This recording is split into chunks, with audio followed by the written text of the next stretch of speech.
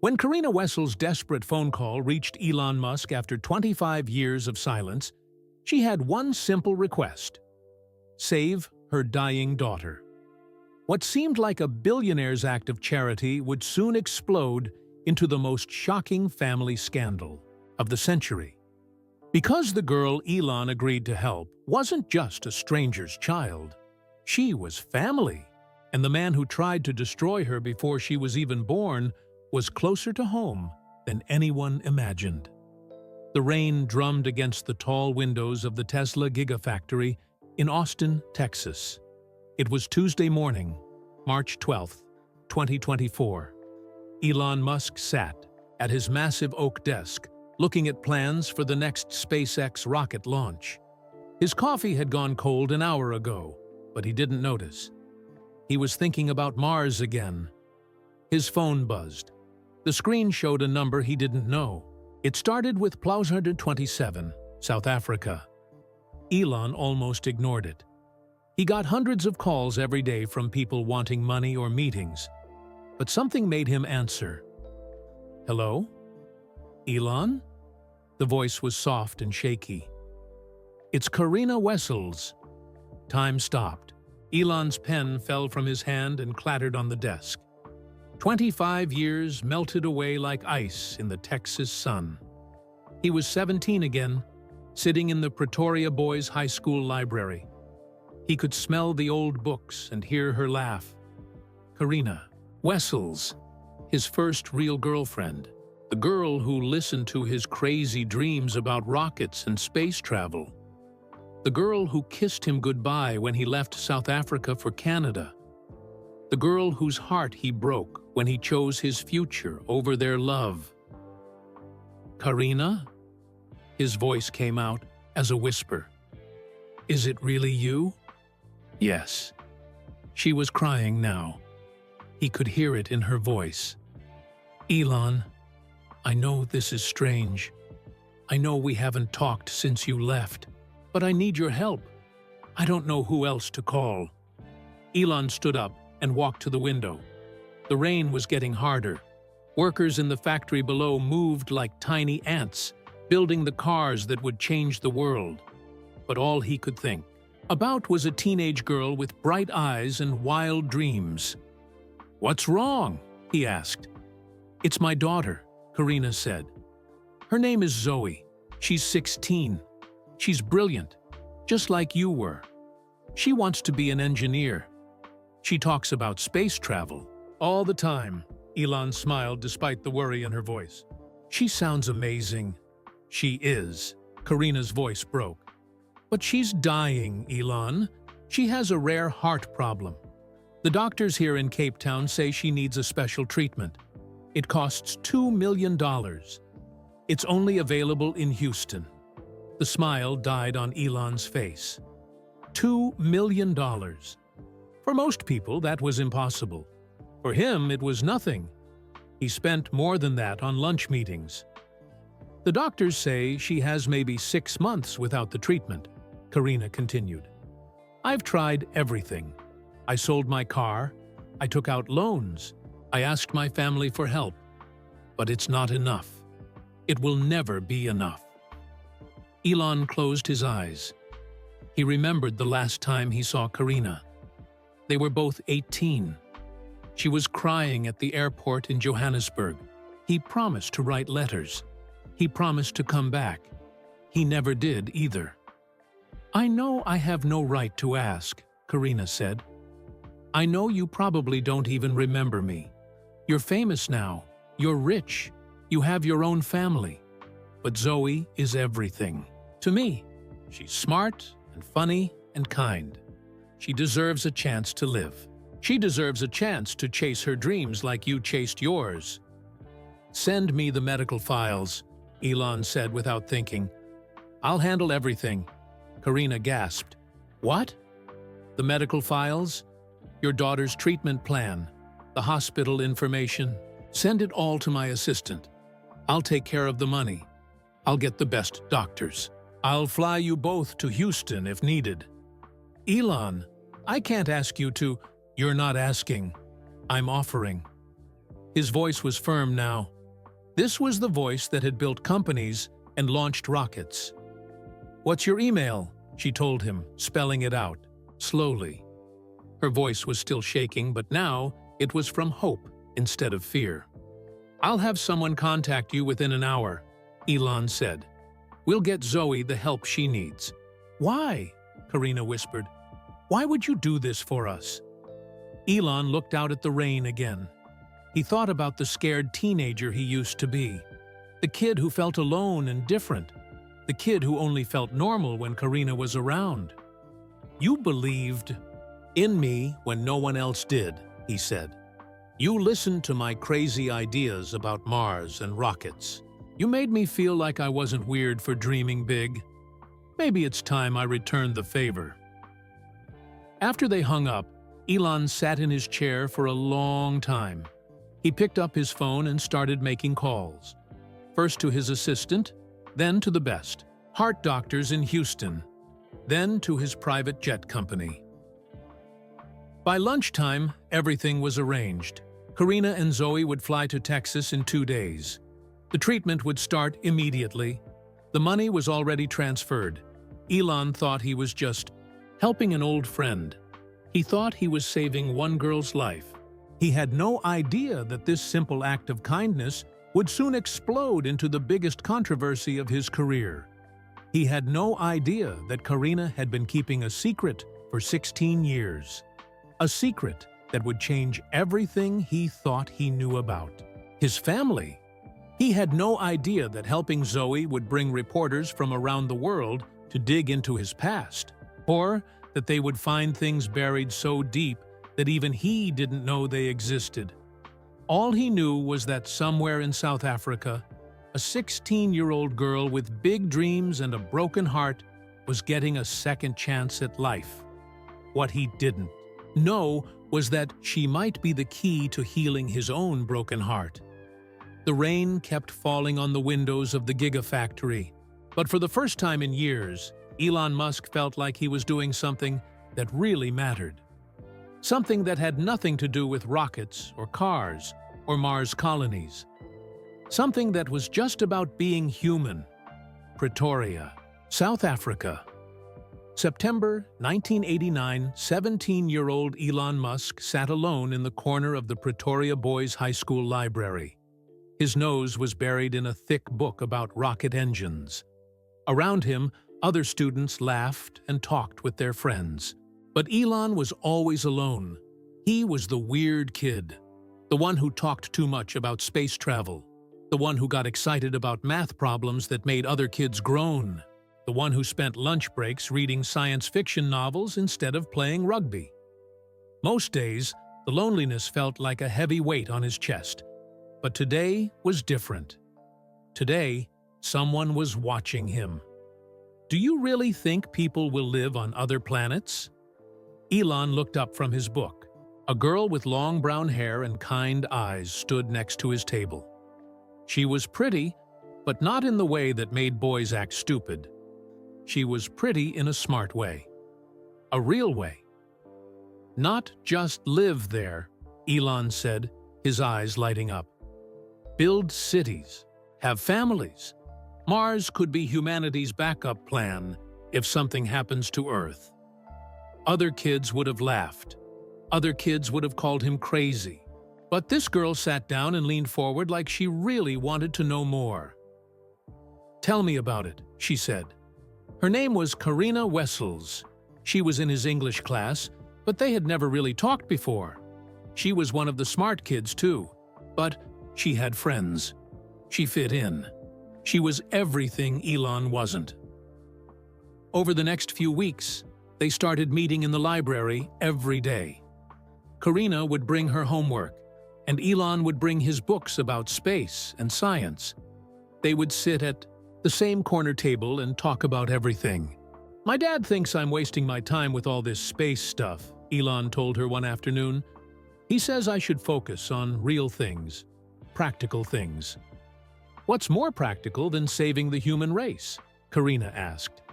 "If we only live on one planet, we're like all our eggs in one basket. That's not very smart."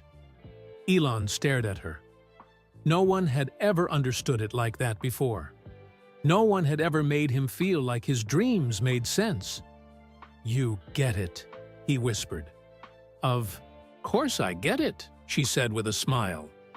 "You're not crazy, Elon.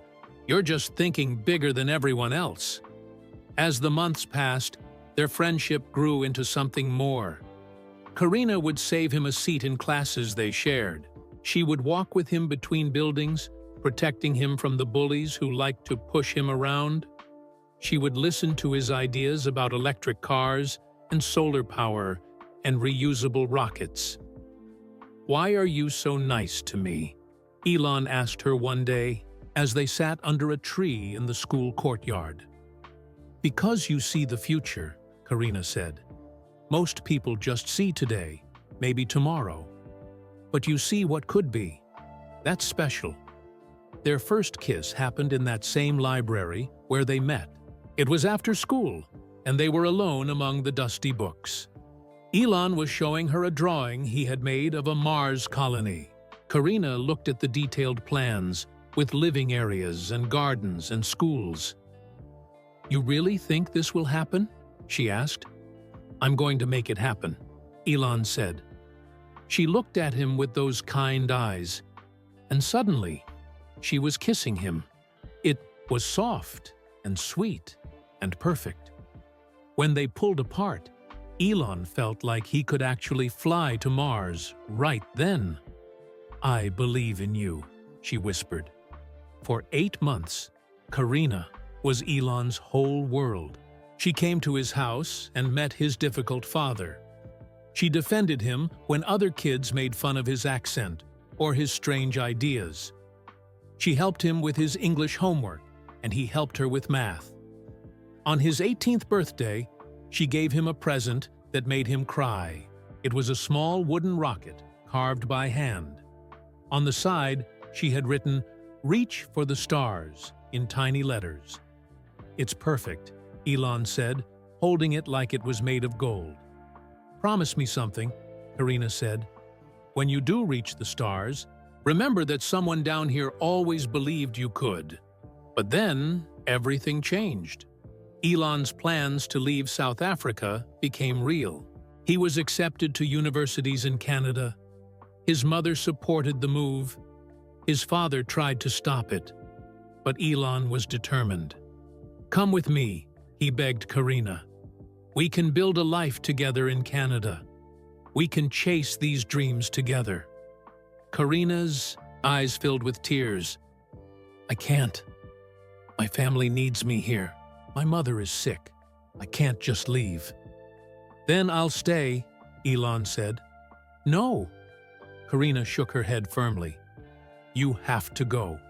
This is your chance to change the world. I won't let you give that up for me." Their last night together was the hardest night of Elon's young life. They sat on the roof of Karina's house, looking up at the stars.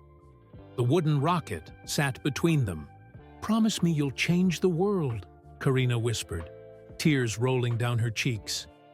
"I promise," Elon said, not knowing how prophetic those words would be.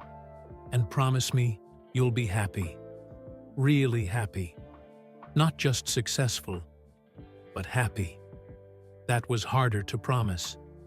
Elon wasn't sure he knew how to be happy without her, but he nodded anyway. At the airport, Karina gave him one last kiss. "Don't forget about the weird girl who believed in rockets," she said with a sad smile. "Never," Elon promised. But life has a way of making people forget promises. Years passed. Elon threw himself into his studies, then into building companies. He told himself he was too busy to write letters, too focused to make phone calls, too important to look back. The wooden rocket sat on his desk through university. It moved with him to his first office, then to his first company. But somewhere, along the way, it got packed in a box and forgotten. Now, 25 years later, Elon wondered if Karina still had that rocket. He wondered if she ever looked at the stars and thought about the weird boy who wanted to live on Mars. What he didn't know was that the rocket was still there, still perfect, sitting on a nightstand in a small apartment in Cape Town, next to the bed of a 16-year-old girl who dreamed of building spaceships, just like her mother's first love. What he didn't know was that Karina had never forgotten his promise. She had spent 16 years telling her daughter about the boy who reached for the stars, the boy who proved that impossible dreams could come true. What he didn't know was that he was about to discover the most important secret of his life.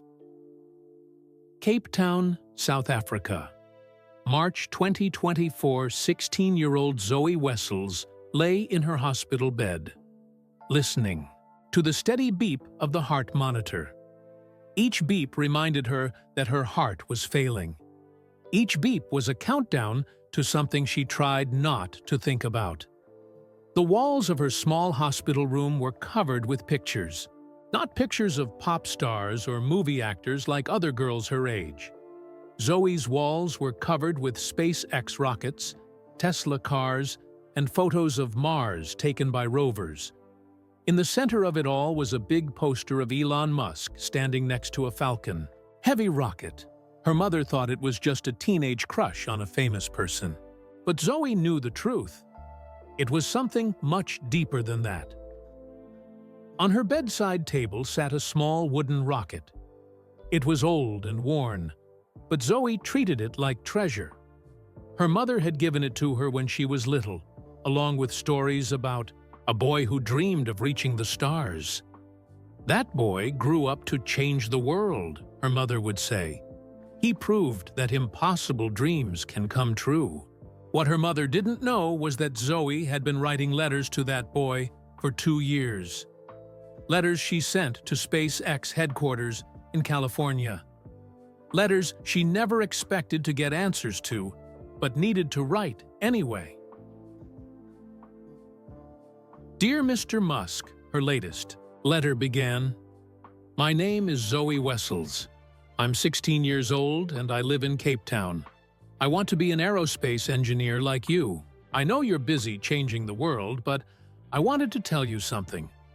She had written dozens of these letters. Letters about her dreams of working on Mars missions. Letters about her ideas for better life support systems on spacecraft.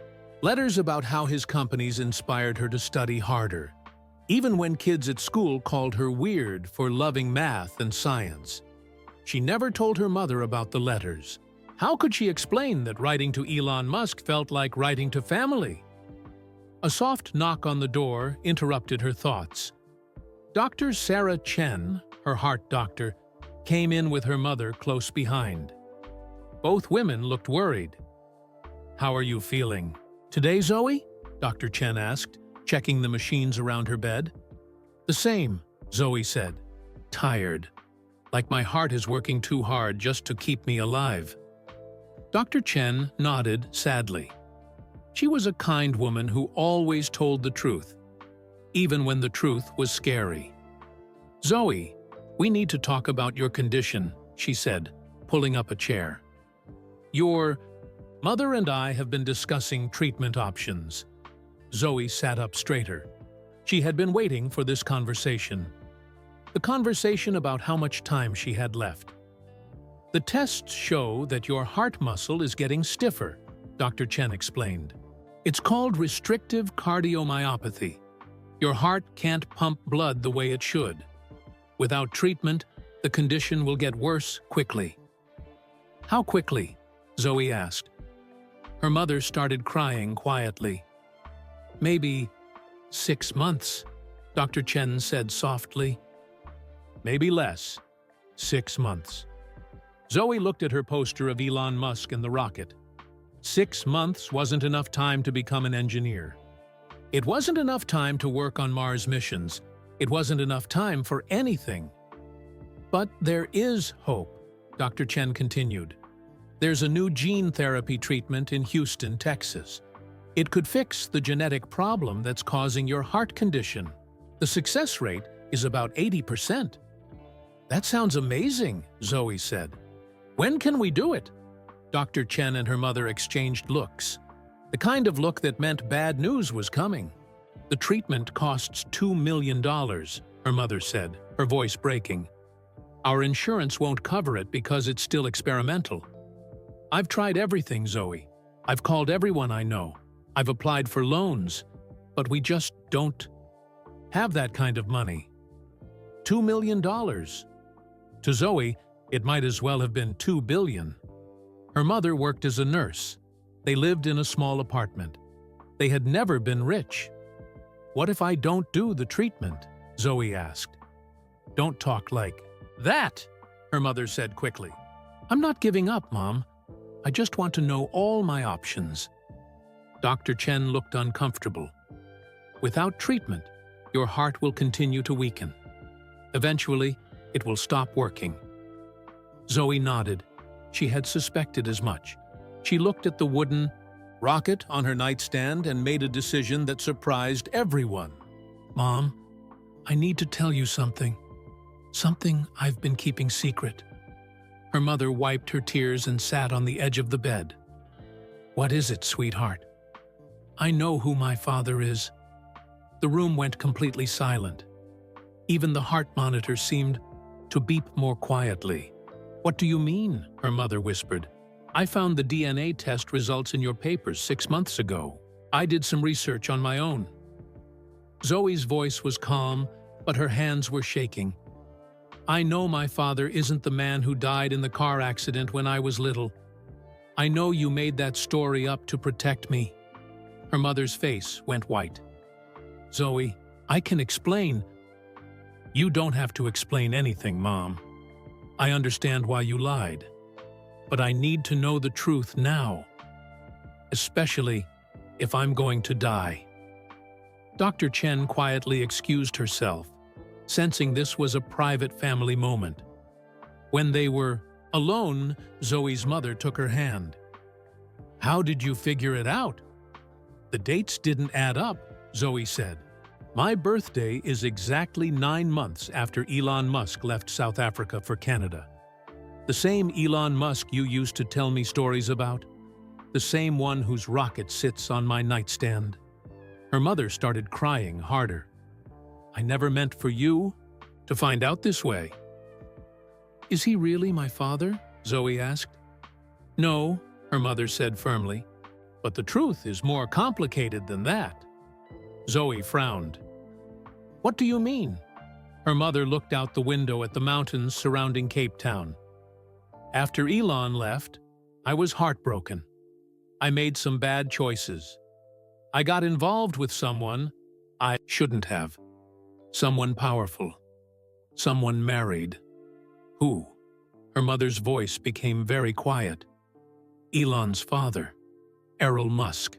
The words hit Zoe like a physical blow. Her father was Elon's father. That made Elon her half-brother. When I found out I was pregnant, he wanted me to get rid of the baby, her mother continued. He said it would ruin his reputation.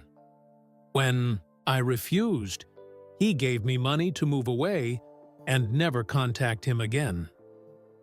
Zoe stared at the ceiling, trying to process this information. All those letters she had written to Elon Musk. All those dreams of working for his companies. He wasn't just her hero. He was her brother. Does he know? Zoe asked. No. I never told him. I never told anyone except you. Right now. Zoe picked up the wooden rocket and held it tight. Everything made sense now. Why she felt so connected to Elon's story. Why his dreams felt like her dreams. Why writing to him felt like writing to family. Because he was family. The only real family she had besides her mother. Mom, Zoe said quietly, when you call Elon Musk for help, you need to tell him the truth. I can't do that. It would destroy his life. The media would go crazy. His companies could be hurt. But he deserves to know he has a sister, Zoe said. especially if that sister might die soon. Outside the hospital window, the sun was setting over Cape Town. Somewhere in Texas, Elon Musk was probably working late in his factory, thinking about rockets and cars and the future. He had no idea that his little sister was lying in a hospital bed, holding the wooden rocket his first love had given him 25 years ago. He had no idea that the simple phone call he had answered that morning was about to change everything he thought he knew about his family. And he had no idea that the most important space mission of his life wouldn't be to Mars. It would be the mission to save the sister he never knew he had. Houston, Texas, March 14, 2024. The private jet touched down at Houston's Hobby Airport at 6:30 in the morning. Zoe pressed her face to the small window and watched the Texas sunrise paint the sky orange and pink. She had never been on a plane before. She had never left South Africa before. "Look, Mom," she whispered. "We're in America." Karina squeezed her daughter's hand. The last 2 days had been a whirlwind. One phone call to Elon, and suddenly, everything was arranged. The flight, the hospital, the doctors, the money. It felt like a dream, but dreams could turn into nightmares. As their plane taxied to the private terminal, Karina saw something that made her stomach drop. Reporters, dozens of them, with cameras and microphones waiting behind a fence. "How did they find out?" she whispered. The pilot came back to their seats. "Mr. Musk sent a message," he said. "There's a car waiting to take you straight to the hospital. Security will handle the reporters." Zoe looked at the crowd of people trying to take their pictures. "Why are they here?" "Because helping us is news," Karina said. "Rich people don't usually help strangers, especially not strangers from other countries." What she didn't say was that she was terrified. Terrified that someone would start digging into their past. Terrified that someone would discover the real connection between Zoe and Elon. Terrified that the secret she had kept for 16 years would destroy the man who was trying to save her daughter's life. The ride to Texas Children's Hospital took 30 minutes through Houston traffic. Zoe stared out the window at the huge city. Everything was bigger than Cape Town. The buildings, the roads, the cars, even the sky seemed bigger. "Are you nervous?" Karina asked. "A little," Zoe admitted, "but also excited. We're really going to meet him, aren't we? Elon Musk." "Yes, sweetheart, we are." At the hospital, more reporters waited. Hospital security formed a wall around Karina and Zoe as they hurried through the automatic doors. Camera flashes went off like lightning. People shouted questions. "Miss Wessels, how do you know? Elon Musk? Is this his daughter? What's the real story here?" Karina kept her head down and held Zoe tight. They made it to the elevator without answering any questions. Dr. Michael Rodriguez was waiting for them on the 7th floor. He was a tall man with kind eyes and steady hands, the kind of hands you would trust to fix a broken heart. "Welcome to Houston," he said with a warm smile. "Mr. Musk has told me all about your situation. We're going to take excellent care of Zoe." They went to Zoe's new room. It was bigger than their entire apartment back home. The walls were painted with murals of space scenes. Rockets and planets and stars covered every surface. "Did he ask for this?" Zoe asked, pointing at a painted picture of the SpaceX Dragon capsule. "Mr. Musk thought you might like it," Dr. Rodriguez said. "He mentioned that you're interested in space exploration." Zoe smiled for the first time in days, maybe weeks. Dr. Rodriguez explained the treatment plan. "The gene therapy works by fixing the genetic problem that's making your heart sick. We inject specially designed genes into your heart muscle. These genes teach your heart how to pump correctly again." "How long does it take?" Karina asked. "The injection takes about an hour." But we need to do tests first to make sure Zoe is strong enough. Then we monitor her for several weeks to see how well the treatment works. What are the risks? Zoe asked. She always wanted to know the truth, even when the truth was scary. Dr. Rodriguez looked at her with respect. Most 16-year-olds didn't ask such direct questions about their own medical treatment. There's always risk with experimental treatments, he said honestly. But the success rate is 80%. For someone your age with your specific condition, I'm optimistic. That afternoon, Elon Musk came to visit. Karina's heart nearly stopped when she saw him walk through the door. 25 years had changed him. He was taller somehow, more confident. His hair was different. He wore expensive clothes, but his eyes were the same. The eyes of the boy who dreamed of reaching the stars. "Karina," he said softly. Then he turned to Zoe. "And you must be Zoe." Zoe stared at him like he was a superhero, which, to her, he was. "Thank you," she whispered. "Thank you for helping us." Elon sat down next to her bed. "Tell me about yourself. Your mom says you want to be an engineer." "Aerospace engineer," Zoe corrected. "I want to design life support systems for Mars colonies. I have some ideas about how to make them more efficient."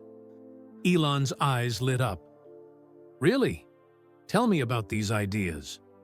For the next hour, Zoe talked about her theories on closed-loop, air recycling and water purification systems. She talked about solar panel efficiency and radiation shielding.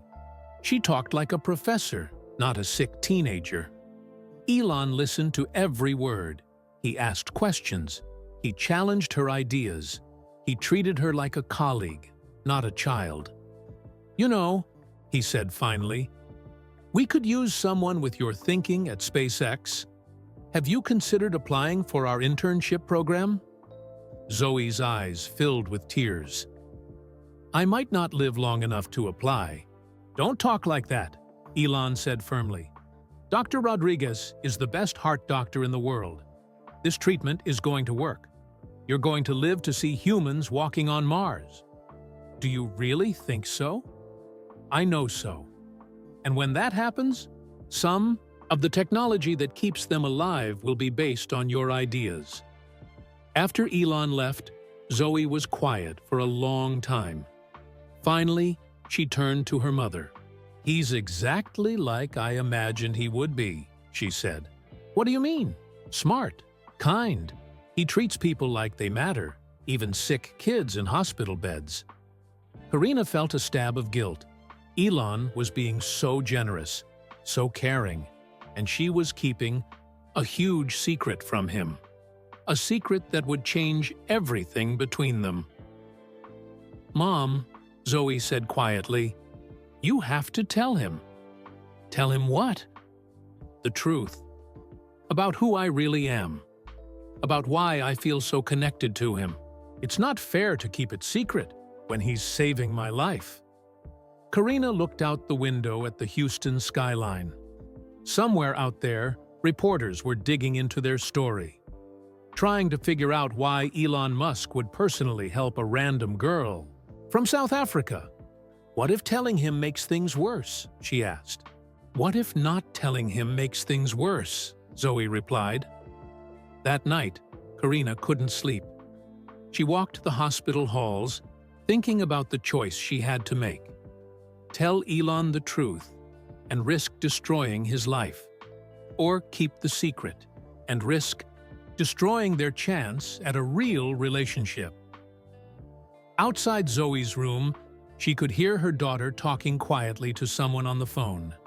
When she peeked in, she saw Zoe holding her cell phone up to the small wooden rocket on her bedside table. "I made it to America," Zoe was whispering to the rocket. "I met our brother. He's going to help me get better. Then maybe someday I can help him reach the stars." Karina's heart broke. Even now, even sick and scared, Zoe was thinking about the future. about dreams bigger than herself. In that moment, Karina made her decision. Zoe deserved to know her real family, and Elon deserved to know he had a sister. Tomorrow, she would tell him everything, even if it destroyed them all. Houston, Texas, March 15th, 2024. By morning, everything had changed. Karina woke up in the small chair next to Zoe's hospital bed to the sound of helicopters outside the window. News helicopters circling the hospital like vultures. "Mom, look at this," Zoe said, holding up her phone. Her face was pale with shock. Like Tua's phone screen showed Twitter, where Robert Elon mystery was trending worldwide. Thousands of people were posting theories about why Elon Musk was personally helping a teenage girl from South Africa. Who is Zoe Wessels? Why is Elon Musk paying for her treatment? Something fishy about this story. Rich men don't help random kids for no reason. Is this Elon's secret daughter? Timeline adds up. Plot twist. She's probably his long-lost love. Child! Karina felt sick reading the comments. People were already guessing parts of the truth, but they were guessing wrong, which somehow made it worse. Dr. Rodriguez knocked on the door and came in looking worried. "I'm afraid we have a problem," he said. "The media attention is affecting other patients. Families can't get into the hospital because of all the reporters outside. Through the window, they could see the crowd had grown overnight. News vans lined the street. Reporters with microphones stood under bright lights, talking to cameras. Signs and banners waved in the crowd. We need to move Zoe to a private wing," Dr. Rodriguez continued. "Somewhere more secure. Mr. Musk is coming this morning to discuss the situation." An hour later, Elon arrived through a back entrance, but somehow the reporters knew anyway. His car was surrounded before he could get inside. Security guards had to push through the crowd to get him to the elevator. When he walked into Zoe's new room, his face was tight with stress. "I'm sorry about this circus," he said. "I never thought helping someone would create such a mess." "It's not your fault," Karina said. But inside, she knew it was partly her fault. The secret she was keeping was making everything worse. "What do they want to know?" Zoe asked. Elon sat down heavily in a chair. "Everything. Who you are. How I know your mother. Why I'm personally involved. My PR team is getting hundreds of calls from reporters around the world."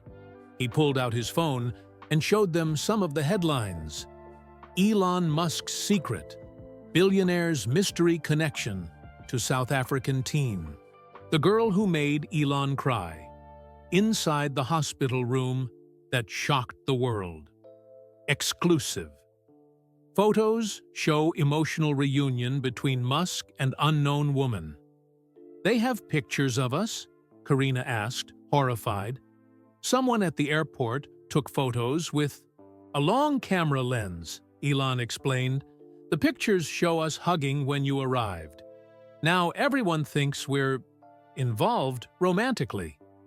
Karina's face burned with embarrassment. "That's disgusting. I was just grateful you were helping Zoe." "I know that. You know that. But the internet doesn't care about truth when lies are more interesting." A new notification popped up on Elon's phone. His ex-wife, Justine Wilson, had posted on Twitter, "Elon has always been generous with medical causes. Stop making this weird." But the tweet only made people more curious. More theories flooded social media. If it's not romantic, then what's the real connection? Justine knows something. Her tweet sounds defensive. Follow the money. Who benefits from this publicity? Dr. Rodriguez came back with more bad news. "Mr. Musk, I hate to tell you this, but your Tesla stock dropped 3% this morning. Investors are worried about potential scandals." Elon rubbed his temples. My companies shouldn't suffer because I'm trying to help a sick child. PDT, business world doesn't like mysteries, Dr. Rodriguez said gently. Maybe it would help if you explained the real reason you're helping Zoe. Karina and Elon looked at each other. This was the moment. She could tell the truth now and end the speculation. Or she could stay quiet and let the lies get worse. There's something I need to tell you, Karina said quietly. But before she could continue, a hospital security guard burst through the door. We have a bigger problem, he said. A South African tabloid just published old high school photos of you two together. The headline is, "Teenage Sweethearts Reunited by Tragedy." Elon's phone immediately started buzzing with calls from reporters who had found the old photos. Pictures of 17-year-old Elon and Karina at their high school dance. Pictures of them holding hands in the library. Pictures that proved they had a romantic history. How did they get those? Karina whispered. Someone sold them, Elon said, grimly. Probably a former classmate who needed money. The guard continued his report. It gets worse. The same tabloid is offering money for anyone with information about your relationship. They're interviewing old teachers from Pretoria Boys High School. They're talking to your former neighbors. Zoe looked back and forth between her mother and Elon. This is all because of me, isn't it? Because I got sick and you decided to help? No, Elon said firmly. This is because people love drama more than they love truth. None of this is your fault. But Karina could see that Zoe felt guilty anyway. Her daughter was watching two adults she cared about get torn apart by the media, all because she needed medical treatment.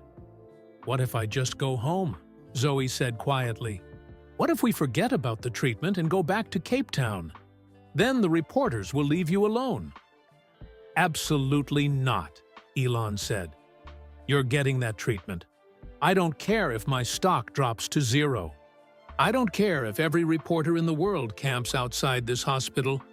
You're not going home until you're healthy. Karina felt tears in her eyes. This man was risking his reputation, his companies, his privacy, all to save a girl he barely knew, a girl who was actually his half-sister, though he didn't know it yet. Elon, she said, there's something about Zoe that you need to know, something that explains why this feels so important to both of us. What do you mean? Before Karina could answer, another notification buzzed on everyone's phones. A breaking news alert. Developing. Elon Musk's father, Errol, gives exclusive interview about son's mystery girl. Says he knows the truth about Zoe Wessels. Karina's blood turned to ice. Errol Musk. The man who had ruined her life 16 years ago. The man whose secret she had kept to protect Zoe. The man who was about to destroy everything. No, she whispered. He wouldn't. He promised he would never. Elon saw the terror on her face. Karina, what's wrong? What does my father have to do with any of this? Outside the hospital window, more news vans were arriving. The crowd of reporters was growing by the hour. Helicopters circled overhead like mechanical birds of prey. And somewhere in South Africa, a bitter old man was about to reveal a secret that would change 3 lives forever. Karina realized she was out of time. The choice had been taken away from her. Elon, she said, her voice shaking. Sit down. There's something about your father and me that you need to know. Something that happened after you left for Canada. Something that will explain everything. The heart monitor next to Zoe's bed beeped faster, reflecting the stress in the room. In a few minutes, Elon Musk would learn that the girl he was trying to save wasn't just a stranger his ex-girlfriend was asking him to help. She was family, and the media storm that was destroying his life was about to get much, much worse. Houston, Texas, March 15th, 2024. Sit down, Elon, Karina said again, her hands shaking. Please. Elon remained standing, his face tense with confusion and growing anger. What does my father have to do with Zoe? What aren't you telling me? Through the hospital window, they could see more news trucks arriving. The crowd outside was growing by the hour. But inside this small room, the only sound was Zoe's heart monitor beeping faster and faster. After you left for Canada, Karina began, her voice barely above a whisper. I was heartbroken. You were my first love, my only love.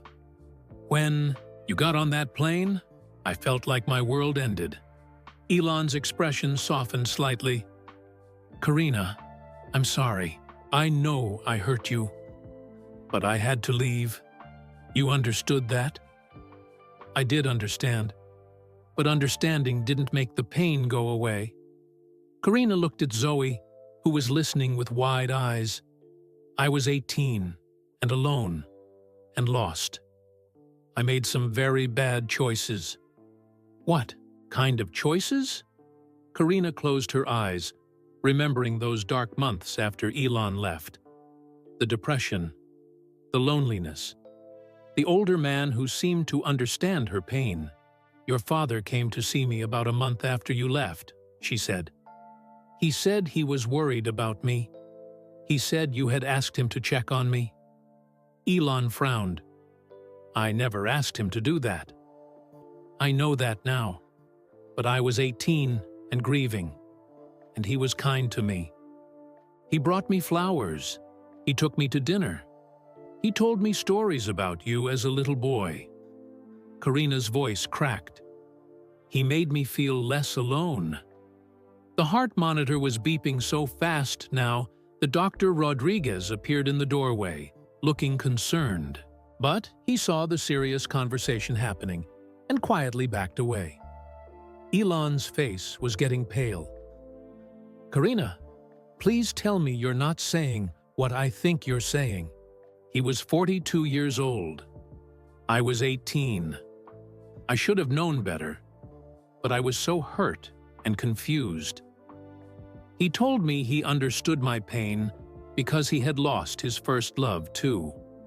He said his marriage was ending. He said he had always thought I was special. Oh God, Elon whispered, sinking into the chair. It went on for 3 months, Karina continued, tears streaming down her face. He would come to my apartment when my parents weren't home. He would bring me gifts and tell me I was mature for my age. He said he was going to leave his wife and we would be together. Zoe reached out and took her mother's hand. Mom, you don't have to. Yes, I do, Karina said firmly. He deserves to know the truth. She turned back to Elon. When I told him I was pregnant, everything changed. He became cold and cruel. He said I was trying to trap him. He said no one would believe me if I told anyone. Elon's hands were clenched into fists. His father had always been emotionally abusive, but this was something else entirely. This was predatory. He gave me money, Karina whispered. 5,000 rand and a plane ticket to Cape Town. He said if I moved away and never contacted him again, he would send me more money every month until the baby was born. But if I ever told anyone he was the father, he would destroy my family's reputation. And you took the money? Elon's voice was flat, emotionless. I was 18 and pregnant and scared, Karina said defensively. My parents were conservative. They would have disowned me if they knew I was pregnant with a married man's baby. I had no choice. Elon looked at Zoe, really looked at her, for the first time since learning the truth. She had his eyes, his chin, the same way of tilting her head when she was thinking. How had he not seen it before? So, Zoe is my... He couldn't finish the sentence. Half-sister. Zoe said quietly. I figured it out 6 months ago when I found the DNA test results Mom had hidden. I've known the truth for a while now. Elon stared at this brilliant, brave girl who was dying in a hospital bed. His sister, his father's daughter, the result of a terrible betrayal that had happened 25 years ago. Why didn't you tell me when you called? He asked Karina. Because I was afraid, she admitted. Afraid you would think I was lying to get money. Afraid you would hate me for what happened with your father. Afraid the truth would hurt you. And now my father is giving interviews to tabloids, Elon said bitterly. What do you think he's going to say? Karina's phone buzzed. She looked at the screen and gasped. He's calling me. Don't answer it, Elon said quickly, but Karina was already answering. Hello, Errol. Even across the room, they could hear Elon Musk's voice, loud and arrogant. Hello, Karina. I see you've been busy, making friends with my famous son. What? Do you want? Karina asked. I want what's best for everyone, Errol said, with fake sweetness. I've been thinking about our old arrangement. Maybe it's time for an update. What do you mean? Well, Elon is spending a lot of money on medical treatment for… What did you call her? Zoe? That's a pretty name. Very Greek. Means life, doesn't it? Karina went pale. You leave her out of this. Oh, but she's very much a part of this. In fact, she's the most important part. The media is very interested in her story. They're offering quite a lot of money for exclusive interviews. Elon grabbed the phone from Karina. What do you want? He demanded. Hello, son, Errol said cheerfully. Fancy meeting you in Houston. I hear you're playing hero again. Answer the question. What do you want? I want to meet my daughter, Errol said. I want to see how she's doing. I want to be part of her life now that she's famous. You have no rights here, Elon said through gritted teeth. You abandoned her before she was born. Actually, I supported her financially for years. I have receipts, bank transfers, proof that I've been a responsible father from a distance. Karina shook her head frantically. He's lying. He stopped sending money when Zoe turned 5. The media doesn't need to know that, Errol continued smoothly. They just need to know that Elon Musk's half-sister is in the hospital and her loving father wants to visit her.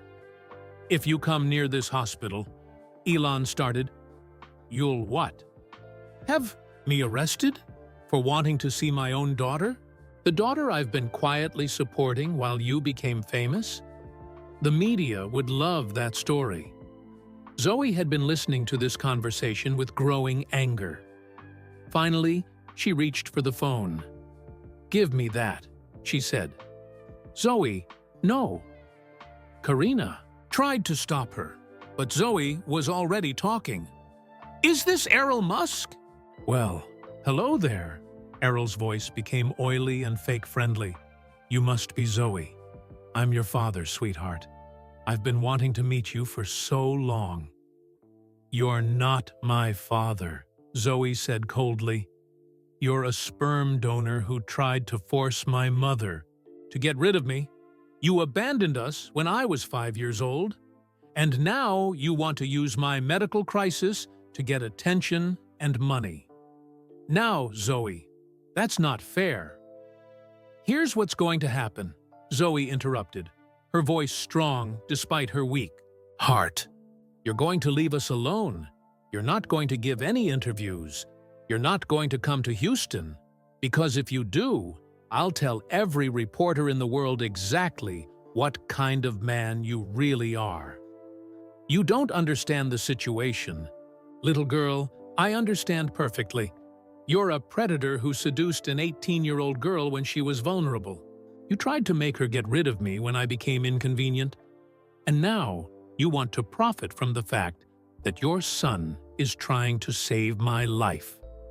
Elon stared at his sister with amazement, even sick. even scared. She was fearless. "If you try to hurt my mother or my brother," Zoe continued, "I will destroy your reputation completely.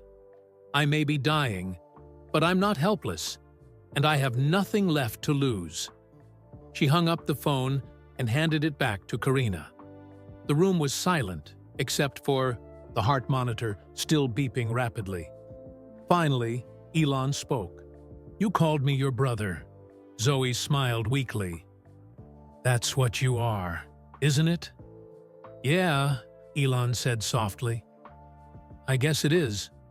Outside the window, the media circus continued. But inside this small hospital room, something had changed. A family that had never known it existed was finally coming together, even if it might be too late to save the person who had brought them together. Houston, Texas, March 16, 2024. Rodriguez arrived at Zoe's room at 6 a.m. with a team of nurses and medical equipment. Outside, the media circus had grown even larger overnight. Protesters now mixed with reporters. Some held signs supporting Elon's generosity. Others demanded answers about his hidden agenda. "Are you ready?" Dr. Rodriguez asked Zoe gently. She nodded, but her hands were shaking. The gene therapy treatment was about to begin. The experimental procedure that could save her life, or kill her. Elon sat in the chair next to her bed, holding her hand. He had barely slept after learning she was his sister. All night, he had thought about the strange coincidences, how Zoe loved engineering and space travel, how she asked the same kinds of questions he had asked as a teenager, how talking to her felt like talking to a younger version of himself. "I'm scared," Zoe whispered. "That's normal," Elon said. "Being scared means you're human. It means you care about living." "What if it doesn't work?" "Then we try something else. There are always more options, always more solutions." He squeezed her hand. "That's what engineers do. We solve problems." Karina stood by the window, watching the crowd below. Someone had leaked that Elon Musk was personally staying at the hospital overnight. The speculation was getting wilder by the hour. "They think you two are having an affair," she said quietly. "Let them think whatever they want," Elon replied. "The truth is more important than their theories." But even as he said it, Elon knew the truth was complicated. Spending time with Karina again had stirred up old feelings. Not romantic feelings, exactly, but something deeper. She was the first person who had ever believed in his dreams, the first person who had made him feel normal. Dr. Rodriguez prepared the injection. The gene therapy looked like ordinary medicine in a small glass vial, but inside that vial were specially designed genes that could rewrite Zoe's DNA, genes that could teach her heart how to beat properly again. "This might feel strange," Dr. Rodriguez warned. "Some patients experience tingling or warmth. Others feel nothing at all." The injection took only a few seconds, but those seconds felt like hours to everyone in the room. "How long before we know if it worked?" Karina asked. "We'll see changes in her heart function within 24 to 48 hours, Dr. Rodriguez explained, but it takes several weeks to know if the treatment was fully successful. As they waited, something unexpected happened. Zoe's condition started getting worse instead of better. Her heart rate became irregular. Her breathing became labored. Alarms started beeping on the medical monitors. "What's happening?" Elon demanded. Dr. Rodriguez was checking Zoe's vital signs with growing concern. Her body might be rejecting the treatment. "This is one of the risks we discussed." "Is she going to die?" Karina whispered. "We need to get her to intensive care." "Immediately," Dr. Rodriguez said, calling for emergency help. As nurses rushed Zoe's bed toward the ICU, reporters outside went crazy. They could see the emergency through the windows. News helicopters circled closer. Social media exploded with updates. Breaking. Elon Musk's mystery girl rushed to emergency surgery. Hospital sources say treatment has failed. Billionaire's rescue. Mission goes wrong. In the ICU waiting room, Elon and Karina sat in silence. The last 24 hours had changed everything between them. They were no longer just old friends. They were family, connected by the brilliant girl fighting for her life in the next room. "I should have told you the truth years ago," Karina said. "Why didn't you?" "Because I was ashamed. Because your father made me feel like it was my fault. Because I thought you would hate me for getting involved with him." Elon was quiet for a long time. Then he said, "I could never hate you. You were the best part of my teenage years. You made me believe I could actually achieve my dreams, even after what happened with your father. Especially after what happened with my father. You were a victim, Karina. You were barely an adult, and he took advantage of you. That's not your fault." Through the ICU window, they could see doctors working on Zoe. Machines surrounded her bed. Tubes and wires connected her to life support equipment. "She's so much like you," Karina said.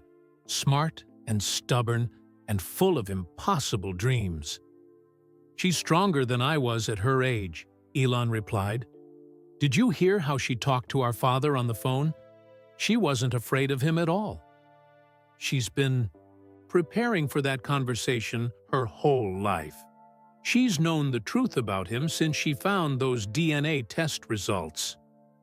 A new commotion outside made them look toward the windows. Security guards were escorting someone away from the hospital entrance. Someone who looked familiar. "Is that?" Karina started. "My father," Elon finished grimly. Elon Musk had come to Houston despite Zoe's warnings. He was arguing with security, pointing at the hospital, demanding to see his daughter. Reporters surrounded him, shoving microphones in his face. Elon's phone buzzed with a news alert.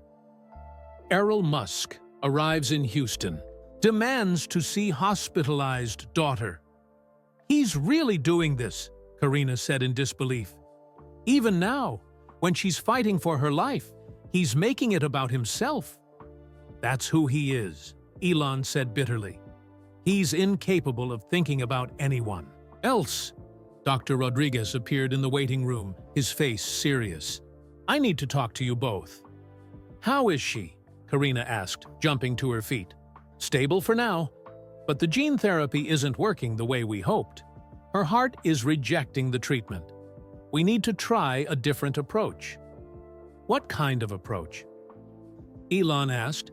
"There's another experimental treatment. It's newer and even more risky. The success rate is only about 50%.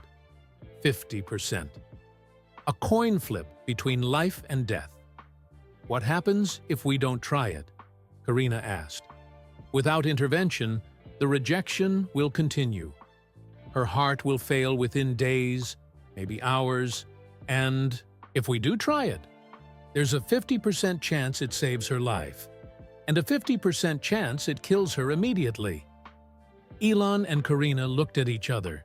They had to make a choice that no family should ever have to make. "There's something else?" Dr. Rodriguez continued. "The new treatment has never been tested on someone with Zoe's specific genetic background.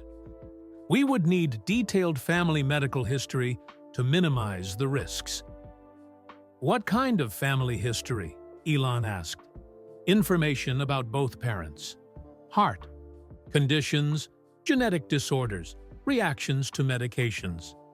Anything that might affect how her body responds to treatment." Karina went pale.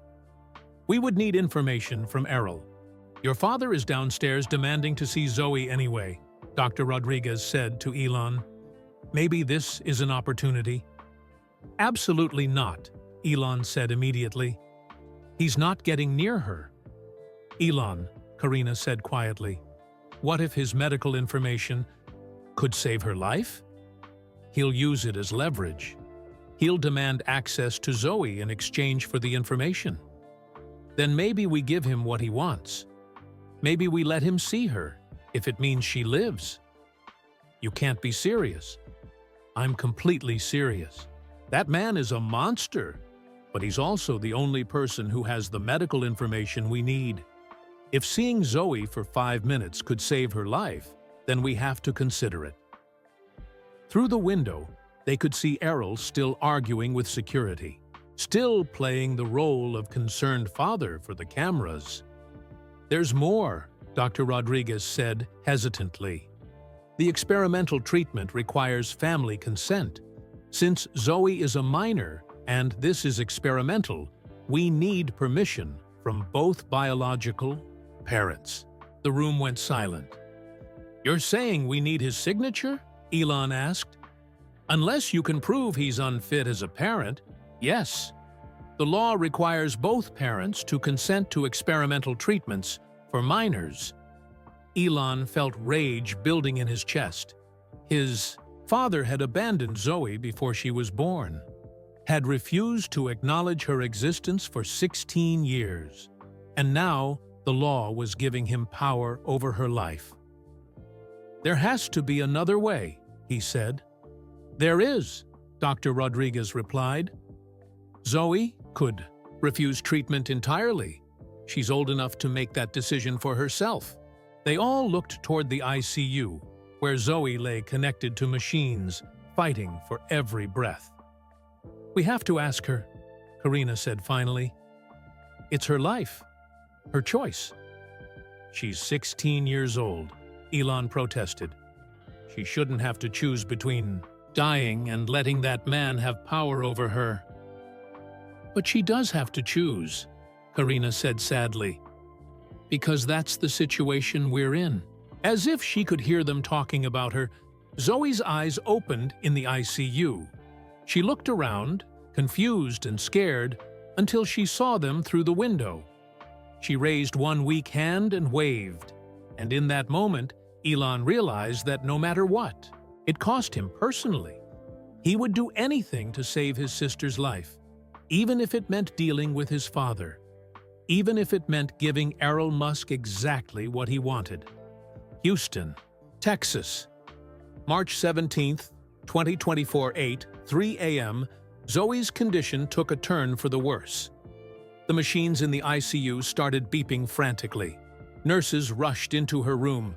Dr. Rodriguez was called in from home. Elon and Karina hadn't left the hospital in 2 days. They sat in the waiting room, drinking cold coffee and watching the news coverage of their private crisis. Her heart is failing faster than we expected, Dr. Rodriguez told them after examining Zoe. We need to make a decision about the experimental treatment today. How long does she have without it? Karina asked. Hours, maybe less. Through the hospital windows, they could see that the media circus had grown even larger. News trucks from around the world lined the streets. Reporters stood under bright lights, broadcasting live updates about Elon Musk's mystery family crisis. But the worst part was the effect on other families. Sick children couldn't get proper rest because of the noise outside. Worried parents couldn't find parking because of all the news vans. The hospital was struggling to provide normal care because of the chaos. This has to stop, Elon said, watching a family with a crying baby trying to push through the crowd of reporters. These people don't deserve to suffer because of our problems. What are you going to do? Karina asked. Tell the truth. All of it. Elon, no. If you reveal that Zoe is your sister, the media attention will get 10 times worse. It's already destroying innocent people's lives, Elon replied. At least if I tell the truth, maybe the speculation will stop. And your father will use it against us. He'll claim he's the victim in all this. Let him try. I'm not hiding anymore. Dr. Rodriguez, cleared his throat. "There's something else you need to know. Your father is downstairs with a lawyer. He's demanding legal access to Zoe as her biological parent." "Can he do that?" Karina asked in panic. "Unfortunately, yes. Texas law gives biological parents certain rights, even if they've been absent. His lawyer is arguing that he has the right to make medical decisions for Zoe." Elon felt something snap inside him. His father had psychologically abused him throughout childhood, had seduced and abandoned Karina when she was barely an adult, had ignored Zoe's existence for 16 years, and now he wanted to control her medical care. "Over my dead body," Elon said quietly. "Elon, please," Karina said. "Don't do anything. That will make this worse." But Elon was already walking toward the elevator. He was done being reasonable, done trying to protect everyone else's feelings, done letting his father hurt the people he cared about. The elevator ride to the lobby felt like the longest 30 seconds of his life. When the doors opened, he saw Elon Musk holding court with reporters, playing the role of concerned father. "My son has always been generous," Errol was saying into the microphones, "but this situation is very personal for our family. The young lady upstairs is very special to us." "Mr. Musk," a reporter called out, "can you confirm that Zoe Wessels is related to your family?" "I can confirm that she means a great deal to us," Errol replied smoothly, "and I'm here to make sure she gets the best possible care." That was when Elon appeared. The crowd of reporters immediately turned their attention to him. Camera flashes went off like lightning. Microphones were shoved in his face. "Elon, can you comment on your father's statement? Is Zoe Wessels your daughter? What's your relationship with Karina Wessels?" Elon ignored the questions and walked straight to his father. They hadn't spoken face-to-face in 3 years. Errol looked older, more fragile, but his eyes still held the same cruel intelligence that had made Elon's childhood a nightmare. "Hello, son," Errol said with a cold smile. "Fancy seeing you here." "Stay away from her," Elon said quietly. "I'm afraid I can't do that. She's my daughter, after all. I have legal rights. You have no rights. You abandoned her before she was born. Actually, I supported her financially for years. I have bank records to prove it." Errol's smile got wider. The media finds that very interesting. A father who quietly supported his child while his famous son ignored her existence. "You're lying, am I? Ask Karina about the money I sent every month until Zoe turned 5. Ask her about the letters I wrote, begging for pictures and updates about my daughter's life." Elon felt the ground shifting under his feet. "What letters?" "The ones she never answered. The ones where I explained that I couldn't be publicly involved, because it would hurt my marriage, but that I loved my daughter and wanted to be part of her life." "That's not what happened," Elon said, but doubt was creeping into his voice. "Isn't it? Or is that just the story Karina told you? The story that makes her look innocent and me look like a monster?"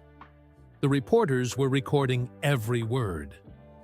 Elon realized his father was manipulating the situation perfectly, creating doubt about Karina's version of events while making himself look sympathetic.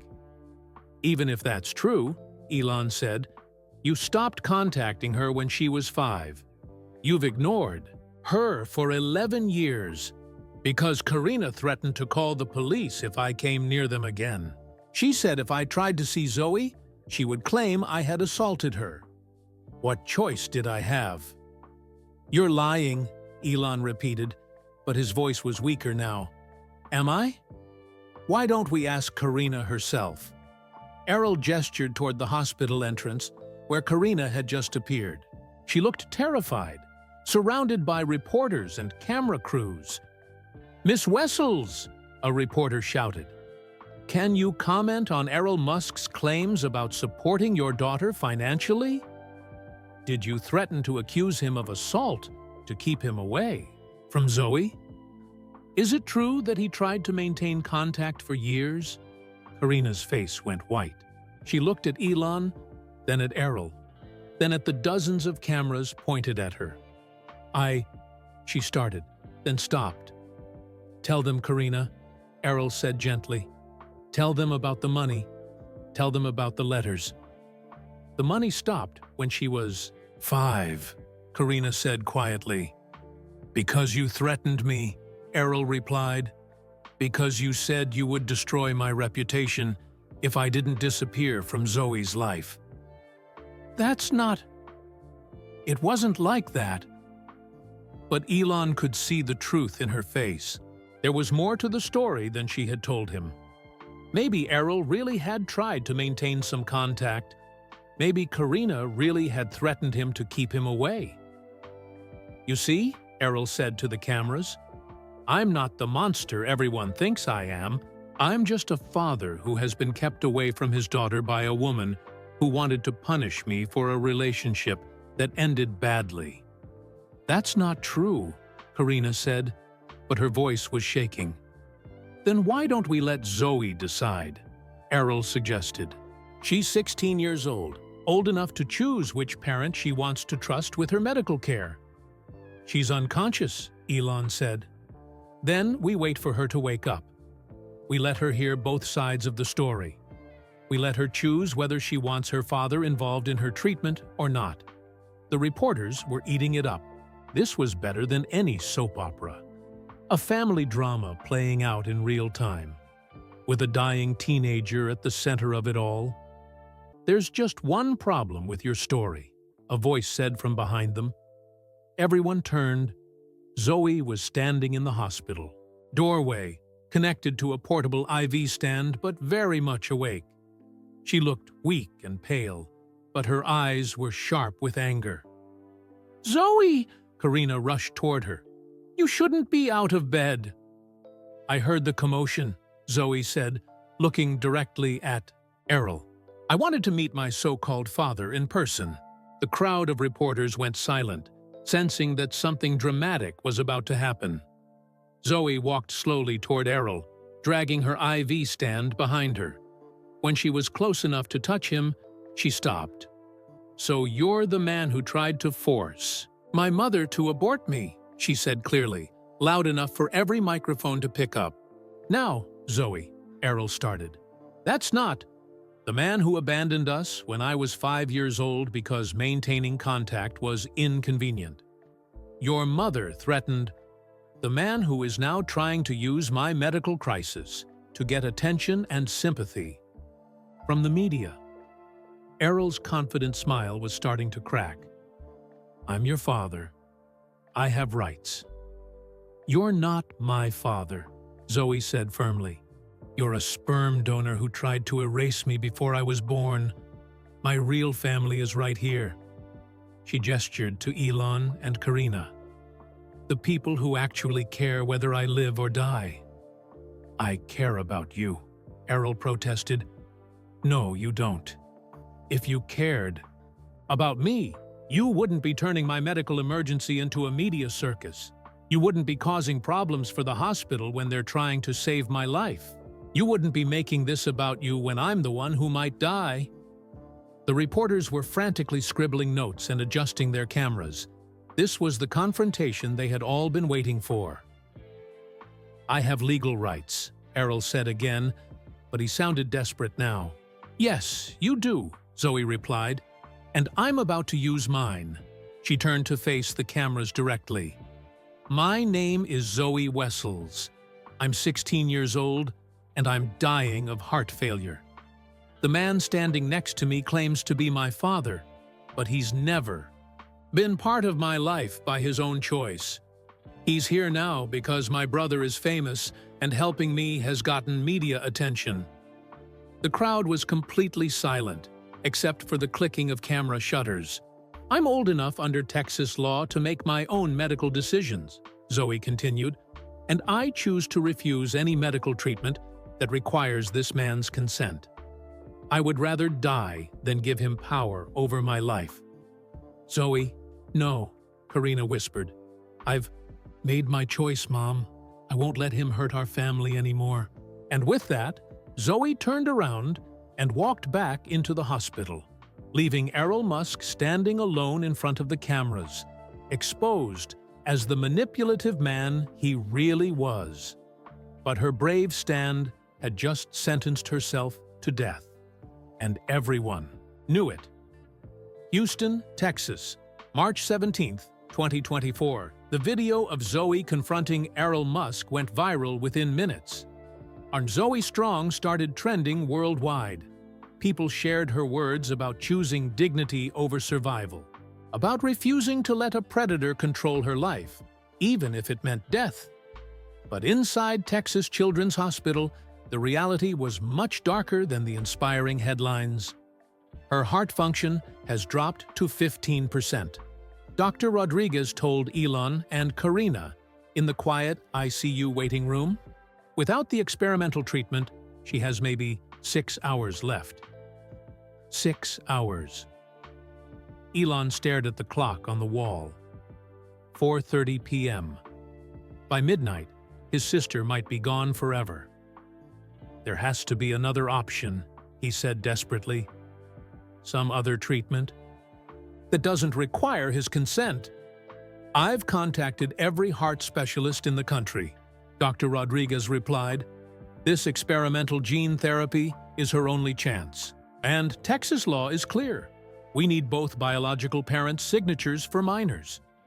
What if we moved her to another state? Karina asked. She's too weak to transport. Moving her now would kill her. Elon felt helpless in a way he hadn't experienced since childhood. All his money, all his companies, all his influence, none of it mattered. He couldn't engineer a solution to this problem. He couldn't buy his way out of it. He couldn't innovate around it. There is one other possibility, Dr. Rodriguez said quietly. If Elon Musk were declared legally unfit as a parent, the court could give medical decision-making authority to the other parent. How long would that take? Elon asked. Days, maybe weeks. We don't have that kind of time. Karina stood by the window, looking out at the media circus that still surrounded the hospital. Even after Zoe's confrontation with Errol, reporters remained, broadcasting updates about her condition to the world. This is my fault, she said quietly. If I had told you the truth from the beginning, we wouldn't be in this situation. Don't blame yourself, Elon said. My father is responsible for this mess, not you. But I made choices that led us here. I should have fought him when Zoe was little. I should have taken him to court.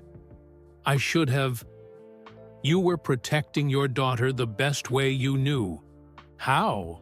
Elon interrupted. You were a teenager dealing with an impossible situation.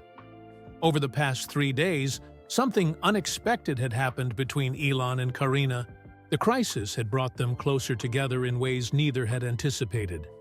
Not romantically, they were both too worried about Zoe for that. But emotionally. You know what's strange? Karina said. Being here with you feels familiar. Like we're 18 again, making plans for the future. Except our future is lying in that ICU bed, and we might lose her tonight. She's so much like you were at that age. Stubborn, brilliant, willing to die for her principles. Elon looked through the ICU window at Zoe, who was awake but weak. She had asked the nurses to prop her up so she could continue working on her Mars habitat design, even with tubes and wires connected to her arms. She's stronger than I was, he said. I never would have stood up to my father like that when I was 16. You didn't have a choice. You were trapped in that house with him. Zoe had the luxury of distance and the knowledge that she wasn't alone. She's not alone now either. We're going to find a way to save her. But even as he said it, Elon wasn't sure how. Every legal avenue seemed blocked. Every medical option required Errol's cooperation. and his father had made it clear that he would only sign the consent forms if he got what he wanted: access to Zoe and control over her medical decisions. At 6 p.m., an unexpected visitor arrived. Justine Wilson, Elon's ex-wife, had flown in from Los Angeles after seeing the news coverage. "I came as soon as I could," she said, hugging Elon tightly. "How is she?" "Dying," Elon said bluntly, "and there's nothing I can do to stop it." Justine looked through the ICU window at Zoe. "She looks like you did at that age. Same eyes, same stubborn chin." Everyone keeps saying that, because it's true, and because it means she has your strength. 2, she'll fight until the very end. Fighting isn't enough anymore. She needs medical intervention that we can't legally provide. Justine was quiet for a moment, thinking, what if we could prove that Errol is mentally unfit to make medical decisions? What if we could show that his judgment is compromised? How? The interview he gave to that British tabloid yesterday. Did you read the whole thing? Elon shook his head. He had been too focused on Zoe's medical crisis to pay attention to media coverage. He said some very disturbing things about his relationship with Karina, things that could be interpreted as admissions of psychological manipulation and emotional abuse, things that might convince a judge he's not fit to make decisions for a minor. But we don't have time for a court hearing. Emergency hearings can happen within hours if there's imminent danger to a child's welfare. Hope flickered in Elon's chest for the first time in days. You think it could work? I think it's worth trying. I know some excellent family lawyers in Houston, people who specialize in emergency custody situations. While Justine made phone calls, Elon sat with Zoe in the ICU. She was drifting in and out of consciousness, but when she was awake, she was still working on her engineering projects. "Tell me about your Mars habitat design," he said, trying to distract her from the pain. "It's based on modular construction," she said weakly. "Each section can be built separately on Earth and assembled on Mars. The life support systems are redundant, so if one fails, others can compensate." "That's brilliant. Have you considered how to handle dust storms? Solar panels that can retract underground, backup power from radioisotope generators, and sealed connectors between modules to prevent dust infiltration." Even dying, she was solving problems that had challenged the brightest minds at SpaceX. She really was his sister. "Elon," she said suddenly, her voice more serious, "if I don't make it through tonight, I want you to promise me something.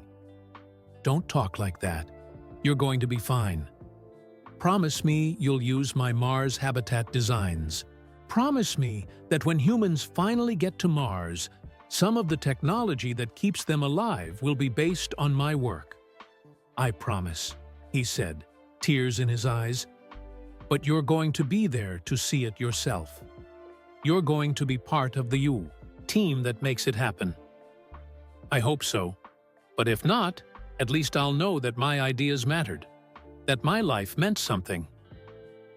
At 8 p.m., Justine returned with a team of lawyers. They had filed emergency papers asking for Errol to be declared unfit as a parent based on his history of psychological abuse and manipulation. "The hearing is scheduled for 10 p.m., she announced.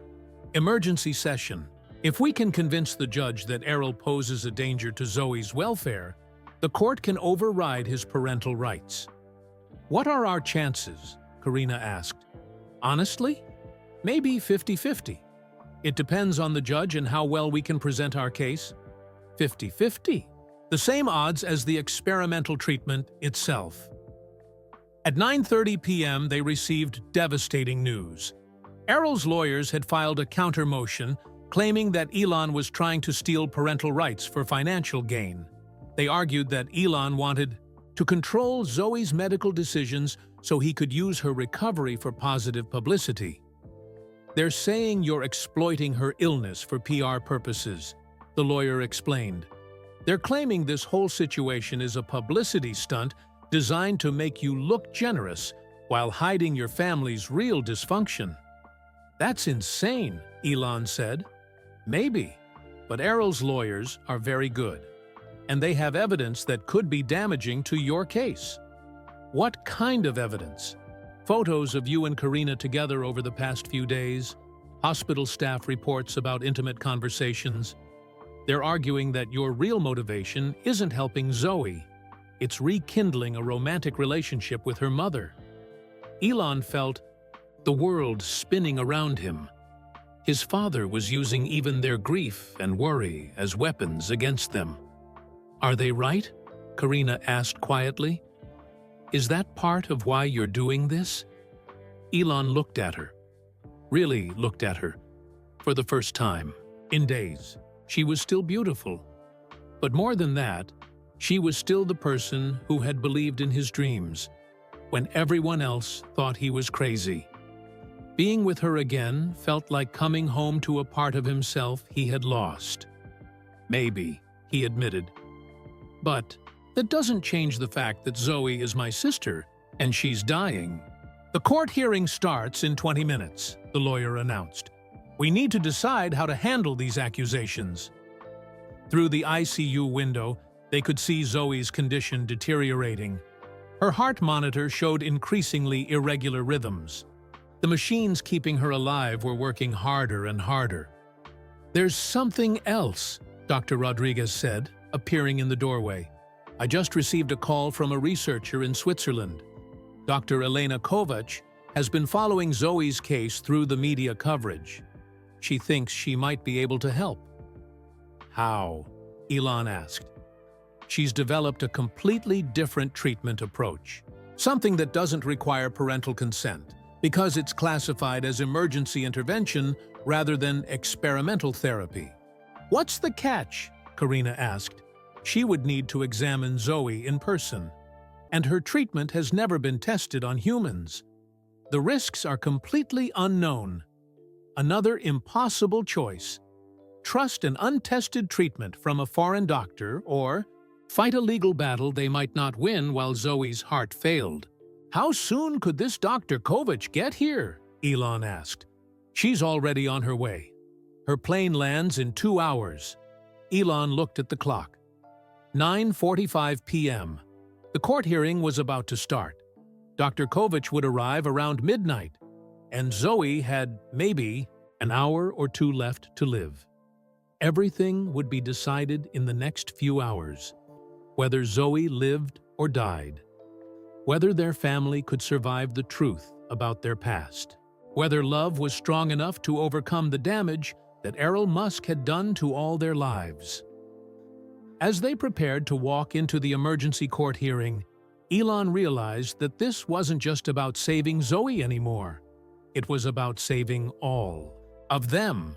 Houston, Texas, March 17, 2024, 11:47 p.m. The emergency court hearing had ended in disaster. Judge Patricia Moore ruled that while Elon Musk's behavior was questionable, there wasn't enough evidence to strip his parental rights in an emergency hearing. The legal system moved too slowly for a girl whose heart was failing by the minute. Now, Elon, Karina, and Dr. Rodriguez stood outside Zoe's ICU room, watching her condition deteriorate. The heart monitor showed dangerous, irregular rhythms. Her breathing was shallow and labored. The machines were doing most of the work to keep her alive. How long? Karina asked quietly. Maybe an hour, Dr. Rodriguez replied. Her heart is barely functioning. Through the window, they could see Zoe was still awake, still conscious. She had asked for her sketchbook and was drawing something with shaking hands, even as tubes delivered oxygen to her lungs. She's drawing rocket designs, Elon said, amazed. Even now? She's always been like that, Karina said with a sad smile, focused on the future, even when the present looks impossible. At 11:52 p.m., Dr. Elena Kovac arrived from Switzerland. She was a small woman with intense eyes and calloused hands. She looked more like a mechanic than a heart surgeon, which somehow made Elon trust her more. "I need to examine the patient immediately," she said, without any small talk. "I've been reviewing her case during the flight. I think I can help her." "What's your treatment?" Dr. Rodriguez asked. "Cellular regeneration therapy. Instead of replacing her heart or fixing the genes, we regenerate the damaged heart muscle cells, make them young and healthy again." "That's impossible," Dr. Rodriguez said. "Heart muscle doesn't regenerate in humans." "It does if you know how to activate the right cellular pathways," Dr. Kovac replied. "I've had success with laboratory animals. Mice with heart failure have made complete recoveries.